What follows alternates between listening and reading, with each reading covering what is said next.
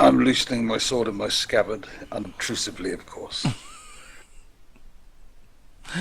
We're all gonna die. You said you drew your sword. No, No, he said he I like just loosen it in unsnapped my it. sword in the Okay. scabbard. I Loosen just it. sort of I slide gotcha. it out an inch with my thumb and let it drop back, so it's ready to be drawn. I At a gotcha. moment's So you're notice. basically just kind of walking in, sort of resting your hand against the hilt of your sword that's connected to the scabbard on your belt, and you just kind of Just in case these 6 strolling ancient in. dragons Yeah. decide to kill us, he'll be able to defend himself from them. It worked last time. Hey, what's up, Tyr? Mostly. Good to see you, buddy. Hey, Polya. Except All right. it was just one dragon and it wasn't ancient. Anything for you, Vay? Anything for you, Widow? No, I'm following behind respectfully. Okay. So as the door swings open, you can see that this is definitely an illuminated chamber. And, as the chamber, the door is open, you can actually smell food. And as you walk in, you can see that there is a very large round table. And there are several servants that are bringing food to 4 empty chairs. And on the opposite side of these 4 chairs that are basically on your side of the table that Otari ushers you to your seats. It's just this, please just choose a seat. Across the other side of the table, huge table, probably about 25. It has like a 25-foot radius. I mean, this table is massive. And on the other side of this table, there are 5 seats with 4 individuals. And then as Otari is done ushering all of you in, she moves around to the other side of the table and basically bows to the other dragons. They stand up. They're all in human form as well, human and elf form. And you notice that there are 3 males and 2 females. Basically, the 3 males are on the right-hand side of the table. Basically, as you look forward, the males are on the left, and then the females are on the right as you look straight ahead. So, Dave, I want to make sure. I mean, so in our discussions with Otari, we know that Protonthor, who is the gold dragon, he doesn't trust humans. So I'm going to go ahead and sit in front of a female. I don't know if it would be Taz McKella. I don't know, because copper. I don't know what they would look like. Is there any kind of indications? Like, are they wearing like copper clothes? I mean, I want to go in front of, say, Taz McKella instead of like a woman, or instead of like the man, Sure. just to be on the safe side. And then Widow, I'm gonna head nod you to go sit in front of a man, and hopefully we can kind of square this away. Okay. Sure. I'll give you a little description of the room also. So as you Okay, come in with I also your- think let me just one more thing, just thinking through Sure. this, because we've had No 3 problem. days and we never said shit about it, but I'm gonna nod for Shrump to go sit in front of Atari, because we've been there for 2 days. I have a feeling that she's already used to him, so that might be a little bit more calming, looking at that mug than somebody else having to look at that mug. What do you mean? What do you mean, mug? What, you're trying to say I'm ugly or something? Yes. So so then I'm gonna go ahead and just sit down in front of the female. I don't know who it is yet, and you can continue with your description of the room, Dave. No problem. Like I was saying, as you guys enter the room, it is an illuminated room, and you can see that there are mounds, and this room is pretty big. You can't tell if this is a square room, if this is a circular room. You just can't tell. All you can see is there's a couple other doors that are just basically carved out of these just massive mounds of millions and millions of gold, silver, copper, electrum, platinum. I mean, everything is just. I mean, there's coins everywhere. There's coins on the table. There's coins on the floor. There are beautiful swords sticking out of the piles of treasure. There are treasure chests. There are potions. There's suits of armor. I mean, guys, everything that you've never seen anything like this. And this Mine is like saucers. exactly. I know. I was going to say I might just exactly. give a little bit of a focused gaze towards Widow and a wagging of my finger. And I think at the same time, Dave, in my pack, I'm going to reach into my pack and I'm going to go ahead and pull out. Let me get this, because when we were talking before, I had it. I have 2 5-pound silver trade bars from Baldur's Gate. Ah. So Yeah, I don't that's know right. what their worth is, but I'm going to go ahead and pull the first one out. But I'm going to extra play it up. Mhm. You know, like, oh my God, this thing is so heavy because there's so much silver in it. And I want to make eye contact to everybody at the table. And I'll say, you know, greetings, honorable council. We appreciate you taking the time to talk to us. And then I'm going to plunk the first one down and kind of make eye contact with everybody as I continue. And I'll say, my name is the Honorable Tiberius. And then I'll point to Vey and I'll say, this is the noble Vey. And then I'll go to Widow and I say, Majestic Widow and Shrump. And we are here to see what the concerns are. And then I'll reach into my pack and pick the second of these bars. Sure. And I'll just struggle with it like it's the heaviest thing ever. And just plump right on the table, you know, let little of the dust fly up like it's an amount, and then I'll look at them all and I'll say, and we thank you all for seeing us on such short notice. And then I'll sit down at my spot. All right. All of the individuals in front of you, they all kind of bow their heads, and Otari looks towards the male that's in the middle, and she introduces you. And this is Protonthor. He is the wisest and most powerful of all the gold dragons. And to his right, she introduces you to Eleuthera. He is the most powerful of all of the brass dragons in all throughout Faerun. And then to his right, she introduces you to Nimr. And Nimr is the most powerful and famous of all the bronze dragons. And then, you know, she's sitting on the edge, on the end. So she is basically to your, and she looks to my right is Tazmikella. And Tazmikella is the most famous and most renowned of all of Copper dragons. And as she introduces you, you know, all of them bow their head, and then as they all sit, Tazmikella does a couple sniffs, and when she does a couple sniffs, as she sniffs, you can actually kind of feel your clothes being kind of like pulled to her, like magnetization or something. Nice. I mean, yeah, and it's a very, and she's sniffing, and she kind of looks at all of you and she says, "Have we met before?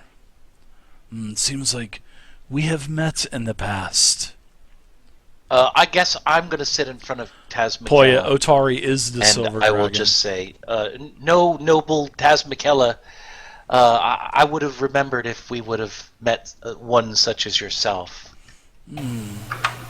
Something is familiar with one of you. And she kind of looks towards you, Tiberius. But she, you know, after a couple seconds of looking and kind of looking around at all four of you, she does take her seat and sit down.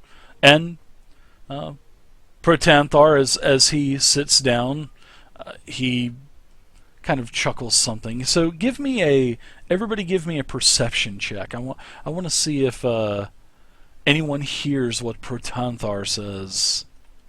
Do you want it in the tower or in the... Drop it generally in into the thing? tower, please. Yep. Holy crap, Dave! It's been so long. I forgot how to do perception. I know. Figure it out. So they're all in dragon form? No, they are not. They are all in human form, human and elf form. Oh, okay. Well, that breathe in sort of thing Yeah, threw me off. yeah. She breathed in, but I mean, even in her human form, it was like she was, breathing in as a dragon. Maybe as some kind of guise or something like that. Yeah, maybe I don't know. But yeah, that's a good I point. know none of you dragons has met me before because your head hasn't fallen off. Yeah, I might cough just at the end of that to kind of block the remainder of his comment. Excuse me. So yes, as you guys are sitting down, several of you hear the gentleman in the middle, which was introduced to you as Protonthor. As he sits down, he mumbles something, and several of you heard it, which I sent you private messages. If you did hear it, so. All right, so yeah, I heard it, and I'll lock it in my head of knowing that I'll know that that's what he said to me, or that's what I heard him saying. And it's interesting to note, though, that the Protonthor, who was sitting across from Protonthor, I think it was Misty. Yep. Okay, excellent. I'm sitting across from Tazmakella, and Atari Sitting was. across from? You tell me. That would leave the other, Eleuthera the male or the Nimar. female. Nimar. Alright, Nimar. Okay, all right. I'll sit across from Utari? Otari? Yeah, Atari. Nice, all right. All right, fantastic. I What got her to colour is it, lower my Tari? hood. She's an elf. And what colour dragon? And you can tell. By their respective colors of their dragon heritage. You can see that Otari is in, beautiful silver robes. Nimar to her left, Tazmakella, which is to her left, is in beautiful copper robes. Protonthor in the middle is in golden robes. Then to his right, Eleuthera is in brass robes. And to Eleuthera's right is Nimar. And Nimar is in bronze robes. So all 5 of the metallic dragons are represented in front of you.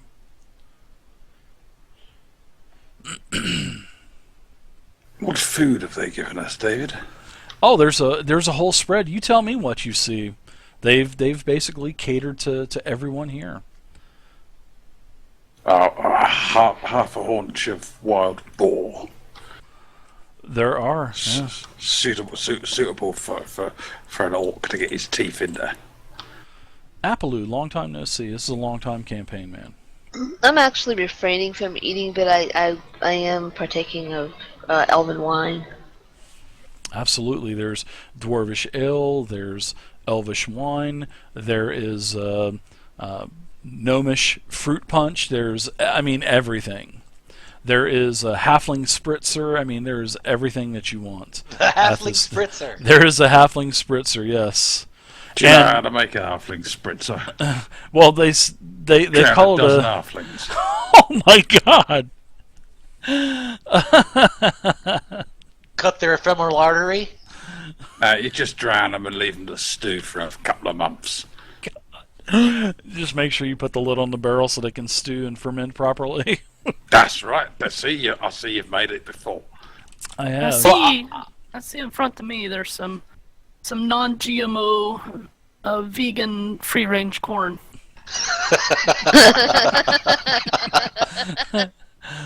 There's a whole plate of it.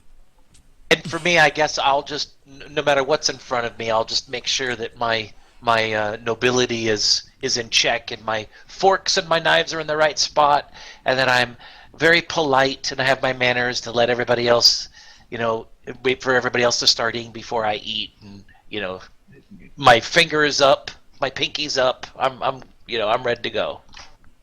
All right, sounds good. So, Yeah, great soft Jesse. Protonthor, he, welcomes you to the Nether Mountains and thanks you for the tribute that you have paid to the council. And he basically looks at all of the treasure around you, and he tells you that this has taken many, many, many generations to accumulate. So do not get the idea of taking any of this. Tazmikella will be able to sniff it out. And he kind of chuckles, and Otari says, they're not here for anything like that. They're here for business. And of course, you wouldn't have invited us in if you thought we were a bunch of thieves. That is very true. But you see, I am not trusting of both the elves and the humans. There has been trouble with those two humanoids, and in fact, you all look like humans. Elves, I just can't tell the difference anymore. I think my eyes are going bad, and he kind of just chuckles well, we don't a little speak bit. for the elves or the humans. With that comment from him, my eating dagger slams onto the table, and I'll just stare at him. What do you mean? We all look like humans? Really? What kind of human do you think I look like? Elf. That's why you're called humanoid. He said humans. I ain't a You're human. humanoid. You look like human. Yeah, basically, you look like humanoids. He basically puts everybody into the same class, basically. Well, we don't expect you to answer for the chromatic dragons. We do not. The chromatic dragons are not in our favor, and in fact, All right then. that is why So we all cannot of be you are expected here. to answer for our race either. Granted, I will say this about, and in fact, seeing that we will just go ahead and get to any kind of differences. I mean, there's always going to be differences at councils. And first off, I thank you for coming here. I myself, I did not want to do this, and I will be upfront with you right now. I did not want to help the humanoids. I do not trust the elves, the humans. I have pity on the humans because it's usually the humans that are killing each other off, and so really they really haven't done anything to me per se or to my kin. But the elves, on the other hand, that is who I have the problem with, and it is all because of the Draconage Mythal, and that is where it made a lot of my ancestors go mad from their mind magic that it had melted into the brains of a lot of my ancestors. So, as you can see, I don't trust elves.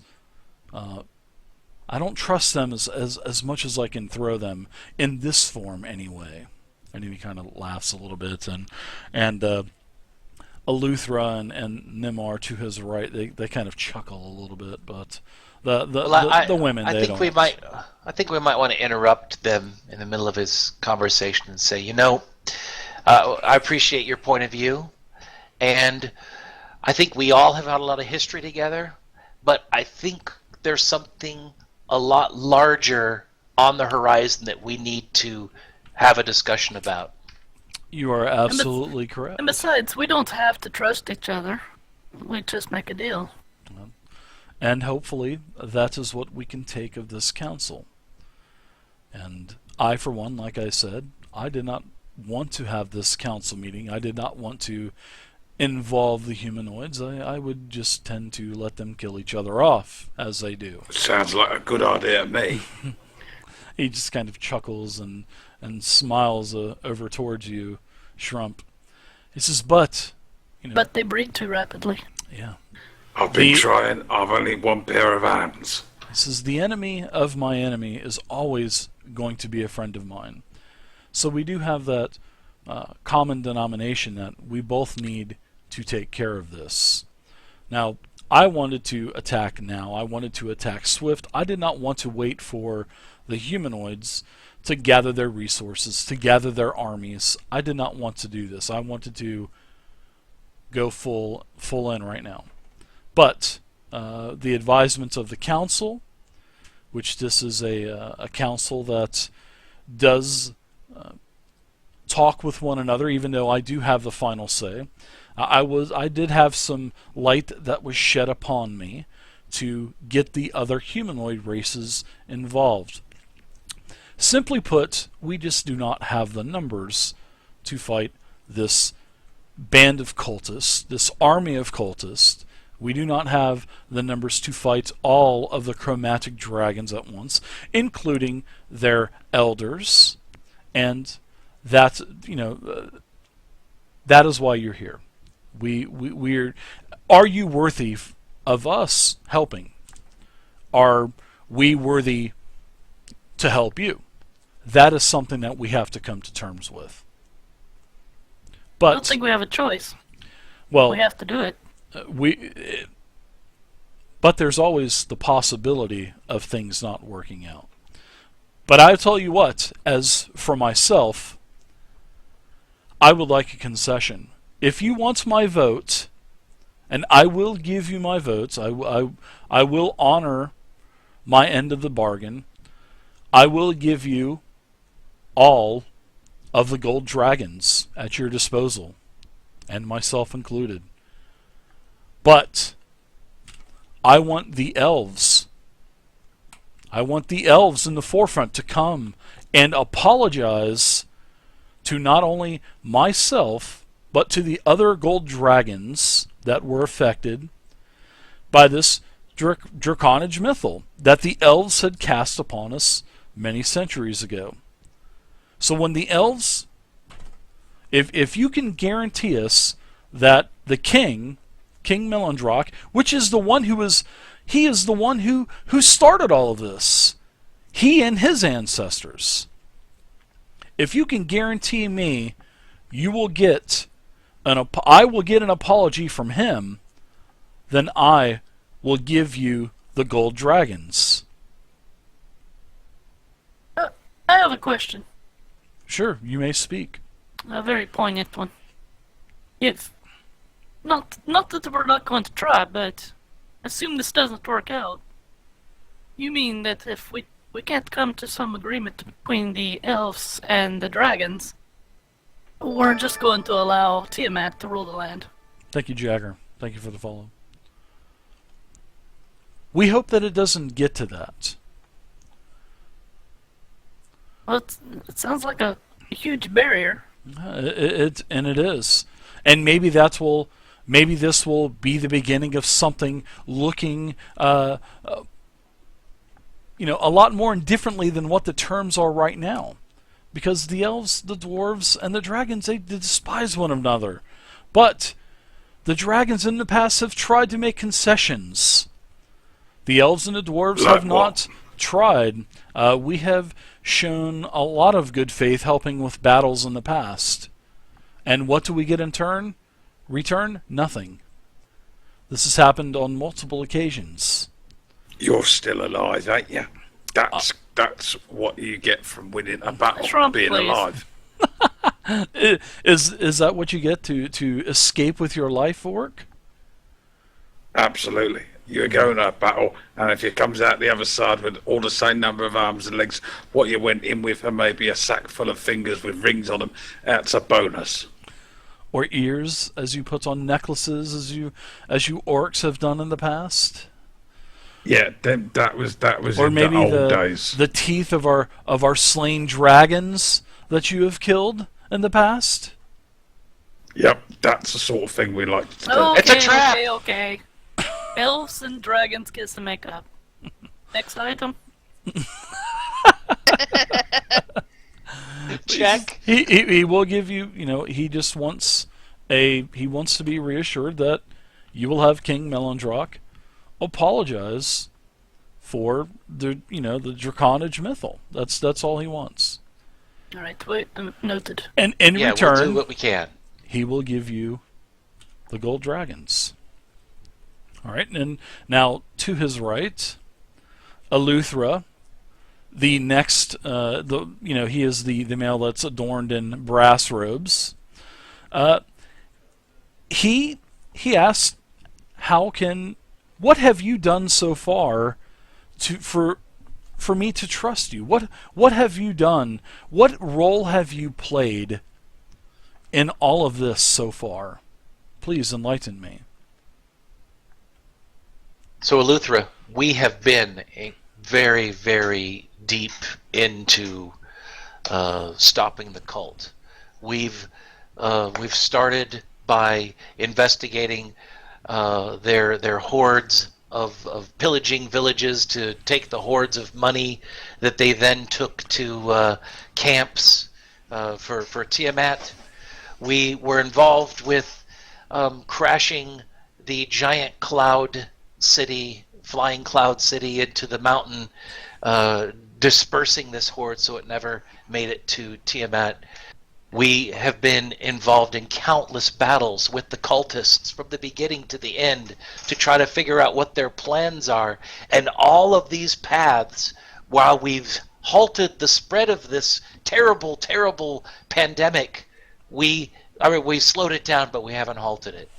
And that's why we need more help.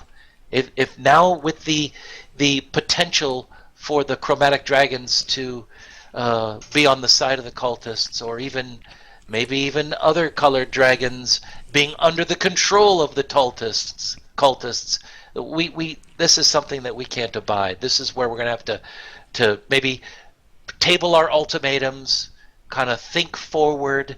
Let's not worry about what happened in the past. Let's focus on how we're going to survive in the future. Because this humongous humanoid army of cultists comprised of every race that you can think of, plus these dragons, bringing Tiamat back it spells doom for the entire land. And I think we're all going to be sad if that day comes, and even worse, sitting here thinking that we could have done something about it, but we're too busy trying to demand something from each other. Surely there must have been more than 4 of you that have helped along the way. We absolutely. We are the tip of the spear, but the guilds have all been involved. The humanoid guilds, the people in the lands, and in the beginning it was mostly trying to stop the hemorrhaging of blood, but now And we've lost many along the way. Absolutely, yeah. We've lost a lot of friends. Who have you lost along the way? Traveling companions, you say? Yeah. A lot of the people we called friends, traveling companions, just children, families, civilians, as well as soldiers. It's countless. I couldn't even begin to tell you. Personal loss for all of us. Every one of us has lost somebody in our family or known somebody that's lost somebody in their family. Yeah, like he says, the weak have died. Now all that remains is a strong and a pure. That's us. Why don't you give me a check really quick in the tower, Tiberius? Give me a let's see. Give me a persuasion. I think it is. Yeah, give me persuasion. Oh yeah, I'm awesome at persuasion. Give me a Maybe persuasion we'll see. check. All right, I gotcha. All right, so he kind of ponders to himself for a second, kind of looks down and looks to his left at Protonthor and looks to his right at Nimmer.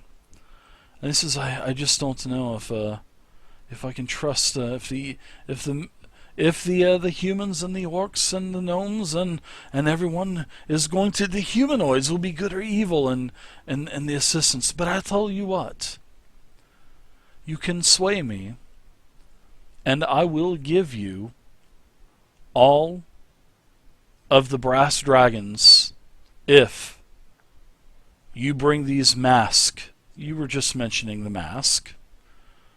These masks, they are too dangerous to remain in the world with the humanoid races. I think that we could probably agree with that, because the humanoid races are the reason why we are in the situation that we are in. But I am willing to look past that. But Working alongside the chromatic dragons, remember? They are, and that is exactly why we cannot fight these all together. That's why we have swayed Protonthor to, convene this council. So, I will give you my brass dragons. In return, you bring me the